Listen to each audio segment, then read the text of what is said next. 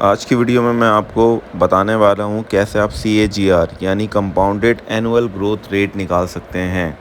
आपके सामने ये एक्सेल का फार्मूला भी आपको नज़र आ रहा है और ये सेम फार्मूला जो है वो मैं आपको पावर बीआई के अंदर भी इम्प्लीमेंट करना बताऊँगा। बल्कि पावर बीआई में तो मैं आपको ये चीज़ ऑटोमेट करके दिखाऊँगा, क्योंकि एक्सेल में तो हम मैनुअली फार्मूला करके लिख के इसको जो है वो एडजस्ट करेंगे, इसको टेलर करेंगे, इसको जो है हैंडल आउट करेंगे। बट इन पावर बीआई मैं इस चीज़ को ऑटोमेट कर दूंगा और आपको दोनों का डिफरेंस बताऊंगा कि क्या कौन सी चीज़ कहाँ पे बेटर है। तो वीडियो को लास्ट तक देखिएगा, मिस बिल्कुल मत कीजिए, क्योंकि आज के वीडियो में जो कंपाउंडेड एनुअल ग्रोथ रेट निकालना चाहते हैं बहुत आसान तरीके से, तो उनके लिए ये वीडियो मैंने बनाई है। होपफुली ये वीडियो आप लोग के काम आएगी और आप इससे जो है बहुत फ़ायदा उठा सकेंगे। चलते हैं वीडियो की तरफ।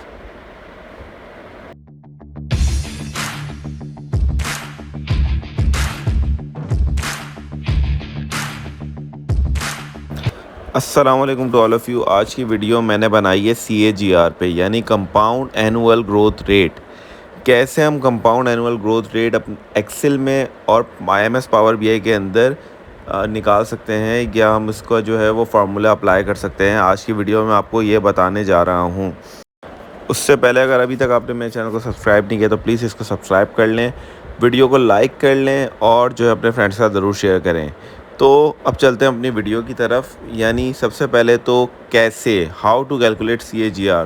तो CAGR का एक कॉमन फार्मूला है ending balance divided by beginning balance, bracket के ऊपर 1/n यानी नंबर ऑफ़ ईयर्स -1।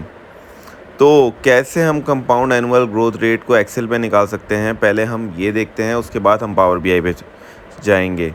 तो ये मेरे पास एक डेटा सेट है, तकरीबन कोई 1000 रोज़ का ये डेटा सेट है। तो इस डेटा सेट के ऊपर CAGR नहीं निकालेंगे, बल्कि इसके लिए समरी हम क्रिएट करेंगे। डिफरेंट कॉलम्स आ रहे हैं, जिसमें यहाँ पे कस्टमर नेम भी आ रहा है, शिप मोड भी आ रहा है, और किस कंट्री के अंदर ये शिपिंग हो रही है वो भी आ रहा है। लेकिन हम इसके लिए क्या करेंगे, इंसर्ट में जाके सबसे पहले हम पिवट टेबल क्रिएट करेंगे और न्यू शीट में ले लेंगे हम पिवट टेबल को। ओके, उसके बाद जैसे कि आपने मेरी पुरानी वीडियोस में देखा होगा, मैं पिवट ऑप्शंस के अंदर जाके इसको जो है डिस्क्रिप्टिव मोड में कर लेता हूँ, डिस्प्ले के अंदर जाके क्लासिक व्यू में। तो अब ये डिस्क्रिप्टिव मोड में हो गया, और अब मुझे यहाँ पे फील्ड्स, रो फील्ड्स, फ़िल्टर्स, कॉलम फील्ड्स और वैल्यूज़ को एडजस्ट करना है। तो मैंने कॉलम्स के अंदर ईयर रख लिया, रोज़ के अंदर को मैंने कंट्री रख ली, और सेल्स की बेसिस पे जो है मैं CAGR निकालूंगा। तो मैंने सेल्स को यहाँ पे वैल्यूज़ के अंदर सम कर लिया, और नंबर ऑफ़ ऑर्डर्स के लिए मैंने जो है वो ऑर्डर ID को जो है वो मैं काउंट करा लूँगा।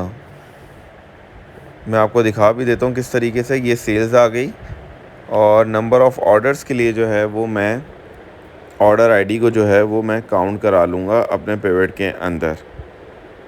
आज की वीडियो के अंदर जो है वो बेसिकली आपको पिवट सिखाना नहीं है, CAGR सिखाना है। लेकिन CAGR को हम डेटा के अंदर तो अप्लाई नहीं कर सकते, हमें एक समरी के अंदर अप्लाई करेंगे तो ज़्यादा आसानी से समझ आ जाएगा।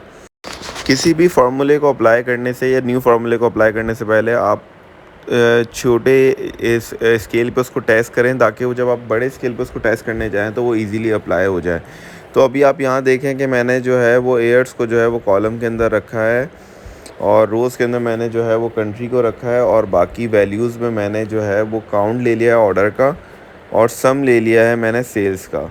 मेरे पास यहाँ पे चार ईयर्स आ रहे हैं। ईयर्स बहुत इंपॉर्टेंट है, इसलिए मैंने ये समरी क्रिएट करी है। अगर मैं डेटा पे आपको समझाने जाता तो शायद आपको समझ नहीं आता।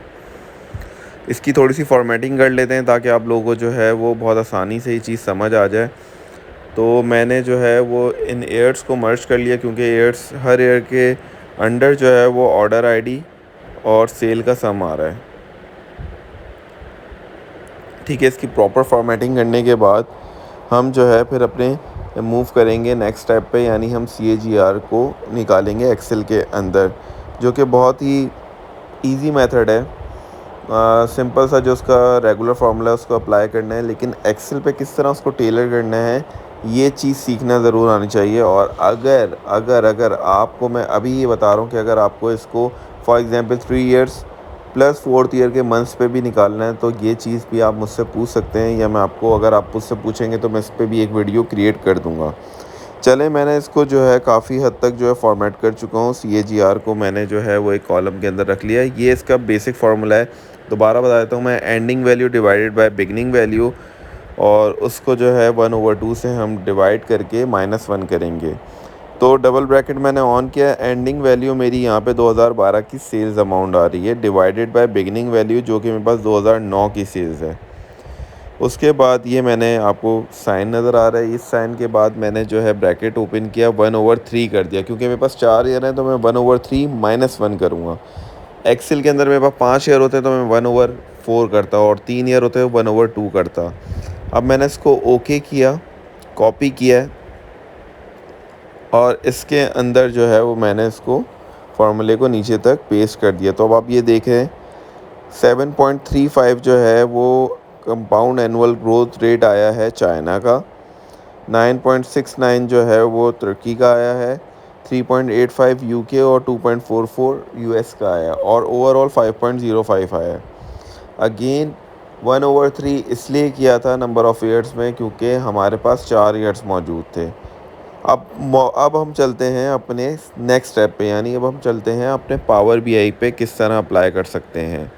तो पावर बीआई पे आपने एक्सेल की फ़ाइल पे जो है वो अपलोड कर लेना है, या जो भी आपकी डेटा सोर्स है। अगर आपने अभी तक ये चीज़ नहीं सीखी है तो मेरे पास इंट्रोडक्शन टू पावर बीआई की वीडियो मौजूद है, आप वहाँ जाके देख सकते हैं कि कैसे आपने फ़ाइल को पावर बीआई के अंदर अपलोड करना है। इधर जो है वो एयर्स मौजूद हैं, तो पहले तो मुझे यहाँ पे जो है मैं स्लाइसर का विजुअल सेलेक्ट करूँगा, और उसके अंदर जो है वो मैं एयर्स ले लूँगा। तो एयर्स को जो है वो मैंने टाइम लाइन के अंदर रखना है। अब 4 ईयर्स से मेरे पास 2009 से लेके 12 तक, तो ये मेरे पास जो है मैंने इनको यहाँ पे विजुअल के अंदर रख लिया है, और इसकी थोड़ी सी फॉर्मेटिंग कर दूँगा ताकि आप लोगों को सही तरीके से व्यू हो जाए, विजुअल जो है नज़र आए। वरना तो कोई फ़ायदा नहीं है आपके समझने का, मैं बोलता जाऊँगा, आप समझते नहीं जाएंगे, और बीच में से कोई भी स्टेप अगर स्किप हो गया तो आप तक वो नॉलेज नहीं पहुंचेगी जिसके लिए मैं वीडियो क्रिएट करता हूं या बनाता हूं। तो स्लाइसर के अंदर हमने टाइमलाइन वाला जो है ऑप्शन सेलेक्ट करके मैंने ईयर्स को ले लिया।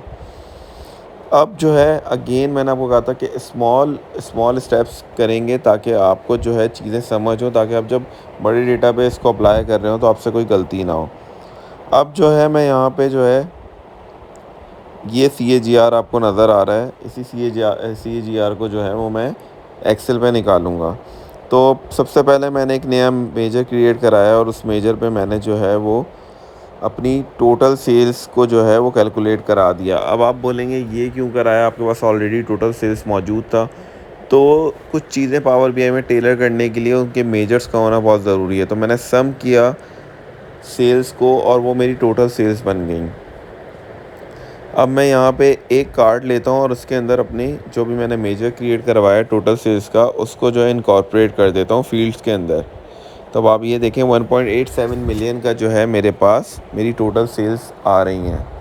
फिगर्स पे मत जाइएगा, चीज़ आपका कॉन्सेप्ट क्लियर होना चाहिए। मेन चीज़ आपका कॉन्सेप्ट क्लियर होगा तो फिगर्स जो भी होंगी आप उसको अप्लाई कर लेंगे।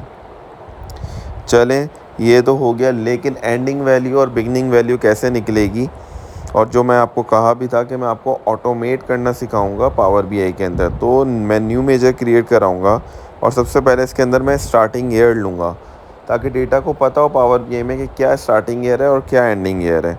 तो स्टार्ट ईयर का एक कॉमन सा मैंने फार्मूला लगाया है, कैलकुलेट ब्रैकेट ओपन मिनिमम, यानी स्टार्ट ईयर जाहिर सी बात है सबसे स्मॉल ईयर होगा, छोटा ईयर होगा, तो मिनिमम मिन ब्रैकेट ओपन ऑर्डर के अंदर मैंने एयर को ले लिया है, ऑल सिलेक्टेड,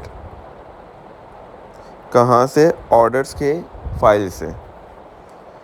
ठीक है, तो अब आप ये देखेंगे ये मेरे पास स्टार्टिंग ईयर हो गया या बिगनिंग ईयर हो गया, वॉट एवर यू कॉल्ड। और अब जो है इसको ही मैं फार्मूले को कॉपी करूँगा, और एक नए मेजर पे जो है मैं इसका एंडिंग ईयर बना दूँगा। सिर्फ चेंज क्या होगा, एक तो मैं उसके जो है वो नाम चेंज कर दूँगा एंड ईयर का, और मिन की जगह मैक्स यूज़ कर लूँगा। That's it. तो ये ट्रिक आपको बताने का मकसद ये था कि आपको ये चीज़ समझ भी आ जाए, और आप इसके लिए आप जो है लेस टाइम कंज्यूमिंग करते हुए काम कर लें। फिर एक नया मेजर क्रिएट कराऊंगा क्योंकि मुझे अब बिगिनिंग वैल्यू और एंडिंग वैल्यू चाहिए। तो बिगिनिंग वैल्यू के लिए मैं क्या करूंगा, बिगिनिंग वैल्यू के लिए मैं फार्मूले को कैलकुलेट करूंगा। Beginning value is equals to, सही है, कैलकुलेट टोटल सेल्स, ऑर्डर के अंदर आएगा टोटल सेल्स आपका जो आपने मेजर बनाया था, कॉमा फिल्टर करेंगे हम किसको, ऑल सिलेक्टेड ऑर्डर्स वाले पूरे टेबल को, कॉमा ब्रैकेट के बाद कॉमा। उसके बाद अब हम जाएंगे ऑर्डर्स में ईयर के अंदर और इज़ इक्वल्स टू कर देंगे स्टार्ट ईयर, ताकि हमारे पास बिगिनिंग वैल्यू आ जाए टोटल सेल्स की।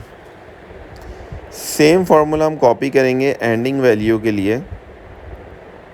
सिर्फ चेंजेस क्या होंगी, एक तो जो आप लिख रहे हैं बिगिनिंग वैल्यू वो हो जाएगी एंडिंग वैल्यू, ठीक है। और जहाँ पे आपने एंड में उसको स्टार्ट ईयर दिया है उसको आप कर देंगे एंड ईयर, जो भी हमने इससे पहले क्रिएट करवाया था। सो ये दोनों फार्मूले कैलकुलेट हो चुके हैं। एंडिंग वैल्यू और बिगिनिंग वैल्यू के लिए सबसे पहले हमें स्टार्ट ईयर और एंड ईयर बनाना ज़रूरी है। अब देखिए मैं इसको कॉपी करके पेस्ट करूँगा और अब देखूँगा कि क्या वाकई ऐसा हो रहा है, वाकई मेरी फिगर्स जो है वो इससे मैच कर रही हैं। तो पहले वाले में बिगिनिंग वैल्यू, इसके मैं जो है वो विजुलाइजेशन टैब में जाके इसकी फॉर्मेटिंग कर दूंगा। इसके जो भी डिस्प्ले यूनिट है उसको मैंने नन कर दिया। तो ये 5,80,000 के करीब डॉलर्स मेरी वैल्यू आ रही है। और इसी तरीके से 1 मिनट में इसको डिलीट करता हूँ और इसी बिगिनिंग वैल्यू वाले को कॉपी पेस्ट करके इधर जो है वो मैं एंडिंग वैल्यू को फील्ड्स में इंकॉर्पोरेट कर दूंगा। अब देखें, अब मैं क्या कर रहा हूँ, 2012 की वैल्यू मुझे मिल रही है 389,773। जैसे मैं चेंज कर रहा हूँ तो ये वैल्यू को चेंज कर रहा है, मतलब आपकी एंडिंग वैल्यू और बिगनिंग वैल्यू जो है वो ऑटोमेट हो चुकी है। अब फॉर्मूले के मुताबिक हमें जो है वो 1/n पे काम करना है, यानी EB और BB पे हमने काम कर लिया, एंडिंग बैलेंस और बिगनिंग बैलेंस पे काम कर लिया, हमने 1/n पे काम करना है। तो यहाँ पे एक नया मेजर क्रिएट कराऊंगा ताकि हमारे एयर्स भी जो हैं, इसको मैंने ऑप्शनल एयर्स कह दिया, इसको OP years is equals to, years को भी डिस्टिंक्ट काउंट कराएंगे आप ऑर्डर एयर्स को, यानी ऑर्डर हमारी फाइल का नाम है, एयर्स उसके अंदर है -1 इसलिए ताकि डिस्टिंक्ट काउंट हो जाए हमारे पास। अब आप देखें जैसे ही मैंने इसको OP एयर्स को सिलेक्ट किया है तो मुझे बता रहा है बाकी मेरे पास 4 एयर्स हैं, ठीक है। जैसे ही मैं इसको टाइमलाइन स्लाइसर से चेंज कर रहा हूँ तो ये मुझे ईयर्स में चेंजेस दिखा रहा है। नाउ अब हमारे को जो है वो इस फार्मूले को इनकॉर्पोरेट करना है पावर BI के अंदर। तो मैं एक न्यू मेजर क्रिएट कराऊंगा, उसका नाम लिखूंगा CAGR। और अब हम इस फार्मूले को जो है वो रिपीट करते हैं, is equals to ending value divided by beginning value, सही है, into 1 divided by optional years, ताकि एयर्स जिस तरह भी चेंज होते रहें ये वैल्यू को अपने हिसाब से चेंज कर दे। -1 यानी 1/n की जगह हमने ऑटोमेटेड एयर्स दे दिए हैं। अब हम इसको जो है वो कॉपी पेस्ट करते हैं अपने कार्ड को, CAGR को हम इसको परसेंटेज में कर लेते हैं क्योंकि परसेंटेज में होता है, रेट है। तो आप देखें एंडिंग बैलेंस जो है वो कम था और बिगनिंग जो है वो ज़्यादा था, तो ये नेगेटिव में दिखा रहा है। जैसे ही मैं इसके ईयर्स को चेंज करूँगा तो ये एनुअल ग्रोथ रेट भी जो है वो चेंज करके दिखाएगा। तो मैंने कोशिश करके इसकी वैल्यूज़ को टेलर कर दिया और अब मैंने इसको एंडिंग बैलेंस को जो है वो ज़्यादा कर दिया। तो आप देखें इसका रेट जो ग्रोथ रेट है वो पॉजिटिव में आ रहा है। तो उम्मीद करता हूँ कि आपको कंपाउंड एनुअल ग्रोथ रेट यानी CAGR की ये वीडियो समझ आई होगी। और अगर आपको ये वीडियो अच्छी लगे तो प्लीज़ इस वीडियो को लाइक करें, चैनल को सब्सक्राइब करें और अपने फ्रेंड्स के साथ भी शेयर करें। मिलते हैं किसी और कंटेंट में, टिल देन अल्लाह हाफ़िज़।